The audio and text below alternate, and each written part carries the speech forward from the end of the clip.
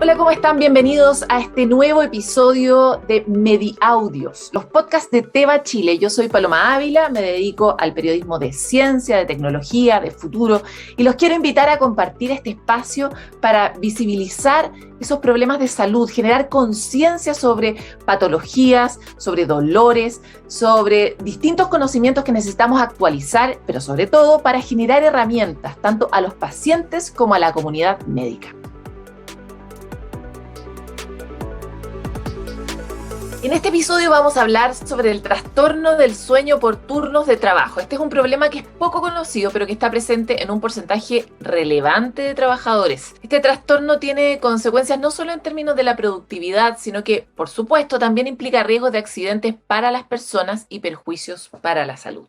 Para poder hablar de este tema, hoy está con nosotros el doctor Fernando Molt Cancino, neurólogo de la Unidad del Sueño del Hospital de Coquimbo y de la Universidad Católica del Norte. Él también es subespecialista en trastornos de sueño del Hospital Vall d'Hebron de Barcelona y máster en sueño y en neuroinmunología de la Universidad Autónoma de Barcelona. Muchos títulos que nos permiten saber que estamos con la persona correcta. Fernando, bienvenido. Bueno, muchas gracias. Bienvenidos también a todos los que están escuchando en este momento esta transmisión y también muchas gracias por tocar este tema que es tan poco conocido y tal como decías tú, Paloma, es tan prevalente.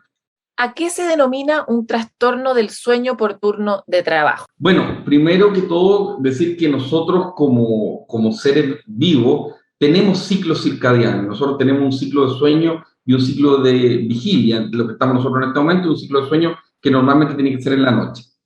Primero que nada viene de la palabra circadiano, que es alrededor de un día, porque efectivamente dura cercano a un día. Y hay que decir que este ciclo no es solamente de los seres humanos, sino que de todos los seres vivos, y nosotros como mamíferos, evidentemente lo tenemos mucho más marcado, teniendo un ciclo nocturno, que es donde se produce esta fase, que es la fase del sueño. Y efectivamente nosotros estamos enrielados, y el principal enrielador del ciclo circadiano es la luz solar.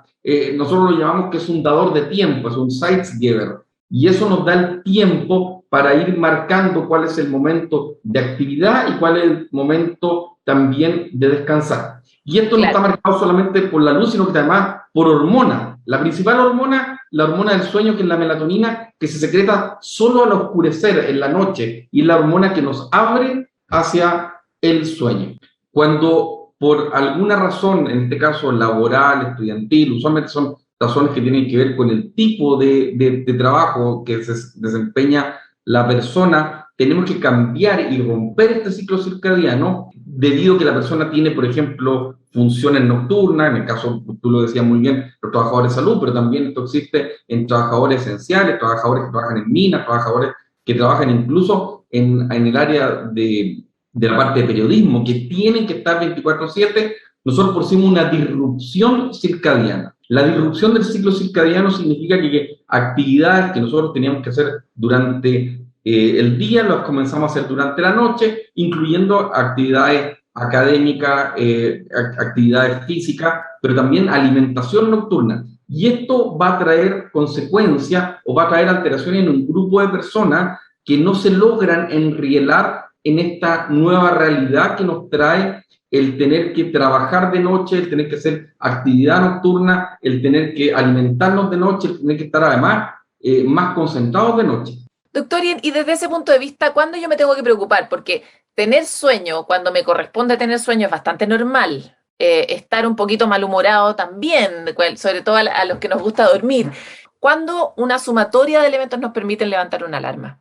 Para que esto sea un problema en los trastornos circadianos tiene que pasar una cantidad de tiempo, porque evidentemente todos hemos pasado quizás 1 o 2 noches sin dormir por alguna razón, pero eso se enriela. Pero cuando uno esto lo tenemos y lo vamos produciendo en el tiempo, se prolonga más de un mes, y esto trae además aparejado alteraciones en mi funcionamiento diurno, es decir, en cómo yo me desenvuelvo en el día a día, en la parte laboral, estudiantil, en la parte social, en mi trabajo, en el rendimiento del mismo, estamos ya hablando de un trastorno.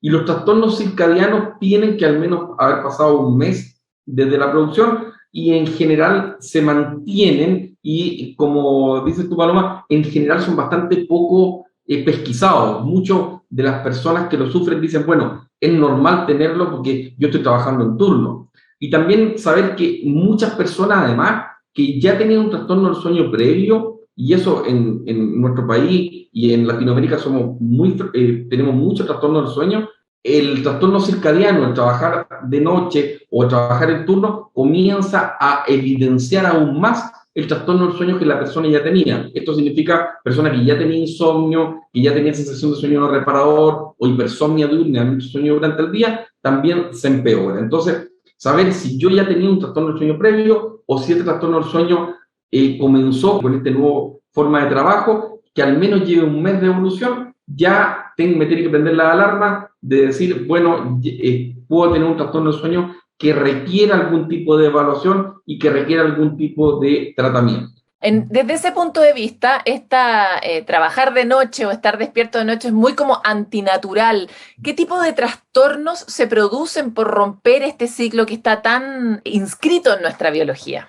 Efectivamente, esto va a depender, yo lo había contado anteriormente, del tipo de persona. Hay personas que toleran bastante bien la privación de sueño y las alteraciones circadianas, y hay personas que lo toleran muy mal. Y eso está más o menos genéticamente dilucidado. También va a depender mucho de la edad, porque las personas más jóvenes en general toleran mucho mejor las disrupciones que las personas ya adultos y adultos mayores.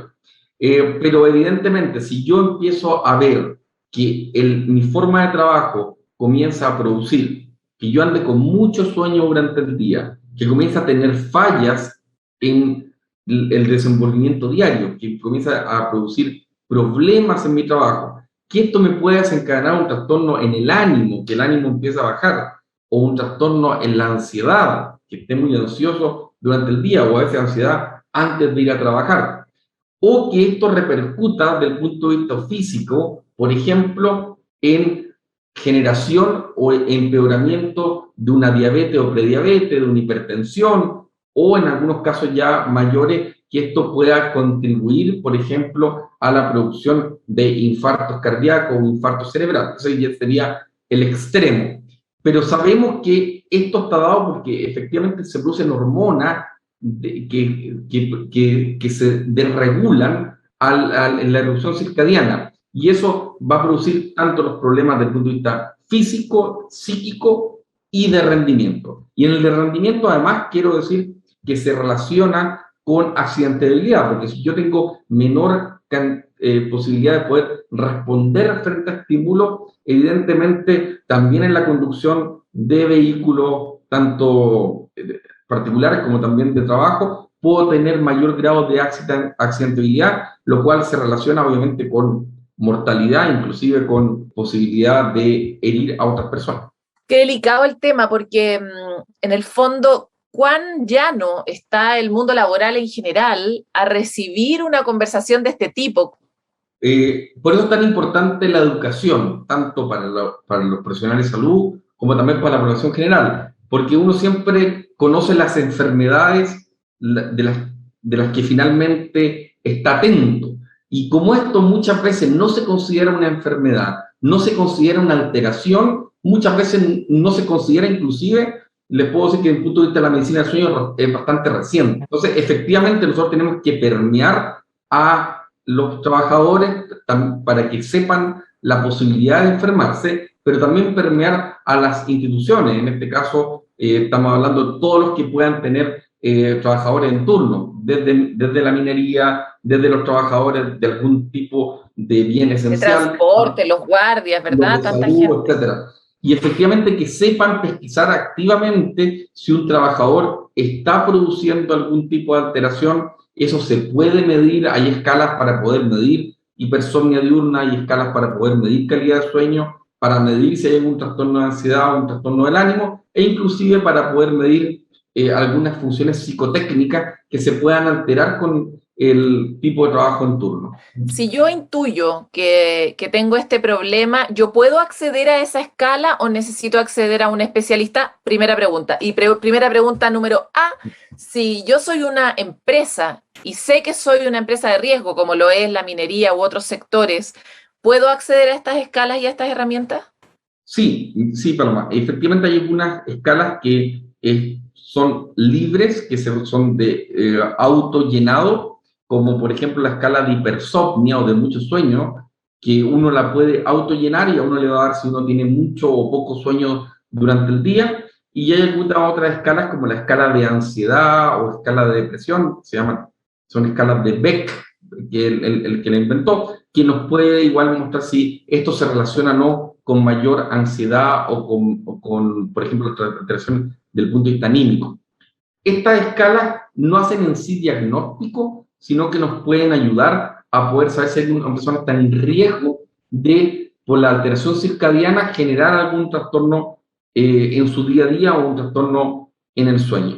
Entonces, efectivamente, la empresa, los hospitales, las empresas de minería o los de transporte, por ejemplo, de pasajeros, podrían medir y de esa forma las personas que, es como una forma de tamizaje, las personas que tengan algún tipo de alteración pudieran ser evaluadas para evitar las alteraciones que se van a producir a mediano y a largo plazo. Lo ideal, y ya he hecho alguna pesquisa, es consultar con un especialista de medicina del sueño. Nosotros tenemos en nuestro país pocos especialistas en medicina del sueño, es cierto, pero existen, como muchas de los especialistas están focalizados fundamentalmente en Santiago, y estos son especialistas del área de la neurología, del área de la psiquiatría, en algunos casos del área broncopulmonar, que han hecho su formación en trastornos del sueño y de esa forma, con este especialista, guiar cuál va a ser el mejor camino para evitar en agudo, primera cosa, la alteración del sueño que tengo en este momento, la repercusión que tengo esto en mi desenvolvimiento del día a día y a largo plazo para evitar que estos cuadros puedan producir, por ejemplo, trastornos en el ánimo o algún trastorno metabólico o un trastorno vascular mayor por el no tratamiento. Entonces, requiere la evaluación, requiere muchas veces hacer algún tipo de exámenes, tanto imaginológico o de sangre, o en algunos casos llenar alguna escala o incluso diarios de sueño. Nosotros hacemos registros para saber, de autorregistros, para saber cómo la persona está durmiendo y de esa forma saber cuál va a ser en cada uno de estos pacientes la mejor terapia que le podemos ofrecer. Una cosa es que nosotros no sepamos administrarnos bien nuestro sueño, nuestro descanso cuando ya terminamos de trabajar. Pero otro tema es qué pasa cuando tengo una situación de hipersomnolencia durante mi trabajo. ¿Qué recomendaciones puede dar para ese tipo de casos? Bueno, primero voy a decir que cuando uno hace estas alteraciones circadianas que contaba, uno va a tender al error. Y esto es importante, es decir, cuando uno altera el ciclo de sueño-vigilia durante el trabajo, tiende al error. Y uno tiene muchos mecanismos para tratar de evitar ese error. Sin embargo, cuando uno tiene muchos sueños durante el trabajo o ve que comienza a hacer errores que pueden ser bastante complejos, especialmente pensemos en el área de salud, en el área de minería, en el área de transporte, en el área de transporte aéreo. Entonces, lo que se recomienda es, bueno, hacer mucho hincapié en tratar de recuperar horas de sueño previo al trabajo. Incluso hay algunos lugares que permiten hacer microsiestas durante la noche. Sin embargo, en algunos casos no se puede. Por ejemplo, los que conducen, los que son choferes o los que son también pilotos. Otra cosa que se intenta es de que la persona durante sus días libres, sus días que no está trabajando, trate de ser lo más riguroso con las medidas de higiene de sueño. En algunos casos también que la persona trate de, durante su turno, hacer compartimentalizadas las tareas y no juntarlas todas, porque muchas veces también durante la noche o durante la privación de sueño uno tiende a ser un poco más desorganizado y uno tiene que llevar muy anotado qué es lo que tiene que hacer. Pero aún así, si esto se mantiene en el tiempo, es mejor siempre prender la luz amarilla y decir, ¿sabes qué? Estoy teniendo algunos fallos, estoy teniendo algunas alteraciones para que de esta forma poder hacer algunos cambios que va a depender mucho del tipo de turno que tenga la persona y el tipo de trabajo que desempeñe. Doctor, y ya vamos cerrando con este tema, no sin antes preguntar, lógicamente, ¿qué tipo de medidas podemos tomar para prevenir? ¿Qué medidas de higiene del sueño podríamos implementar eventualmente? ¿O consejos nos podría dar para no estar en esa situación, ¿verdad? Prevenir es mejor que curar, o empezar a reparar algo que puede ponerse más difícil en el futuro. Bueno, existen medidas generales que uno puede darle a los pacientes que están en riesgo y que están padeciendo esta patología de higiene de sueño. Y esas medidas son en general, por ejemplo, tratar los días que uno está post-turno, recordemos que esto es un trabajo de turno, tratar de irse a acostar lo más precozmente posible, en un ambiente lo más oscuro posible, evitar el consumo de estimulantes, especialmente 1 o 2 horas antes de la hora deseada de irse a acostar. En el caso de los posturnos, nosotros decimos en el día a día, en general, más allá de las 4 de la tarde, tratar de evitar la cafeína, la teína, o sea, el té o las bebidas cola, desde esa hora en adelante. Para que hablar de las energéticas, ¿verdad? Para que hablar de una energética justamente que tiene como 4 cafés en cantidad de cafeína ahí adentro. Especialmente hoy día, y esto es una recomendación más aún ahora en la pandemia, evitar los elementos lumínicos antes de irse a dormir. Nosotros estamos invadidos en el hogar de televisores LED, de pantallas, de celulares, de tablets. Por lo tanto, hay que tratar de bajar un poco la intensidad de las luces, inclusive las pantallas, al menos 1 o 2 horas antes de irse a dormir. Tratar de evitar el comer copiosamente antes de dormir. Siempre decimos que ojalá 1 o 2 horas, dependiendo de la persona, antes de dormir, evitar la alimentación y también evitar la sobreingesta de líquido, y especialmente la alimentación, porque las personas que trabajan en turno muchas veces les dan, los que hemos trabajado, nos dan mucha hambre durante la noche, después nos cuesta dormir porque estamos con el estómago muy lleno. Y lo otro, tratar de hacer algún tipo de actividad física, que no tiene que ser inmediatamente antes de la hora deseada de dormir, y nosotros decimos que en general unas 2 horas antes, una actividad física moderada va a ayudar a regular el sueño. Y otra cosa importante, Paloma, que quiero decirle, es que es importante que no se automediquen. Muchas personas piensan que existe un fármaco único para dormir o que existe algún medicamento mágico para dormir. Esas 2 cosas no existen. Uno tiene que consultar con su profesional de salud, que tenga más a mano, en este caso su médico tratante, un médico de familia, idealmente con un médico especialista en medicina del sueño, para tratar de hacer la terapia más específica para el paciente. Muchas veces, al revés, dejar a un paciente dependiente de algún fármaco que pudiera ser de la familia de los tranquilizantes, finalmente no solamente no mejora, sino que empeora el trastorno del sueño. Doctor Fernando Molt, le quiero agradecer por este contacto para nuestro podcast. Es importante poder visibilizar temas que son difíciles de conversar, tanto para la comunidad médica como para el público en general.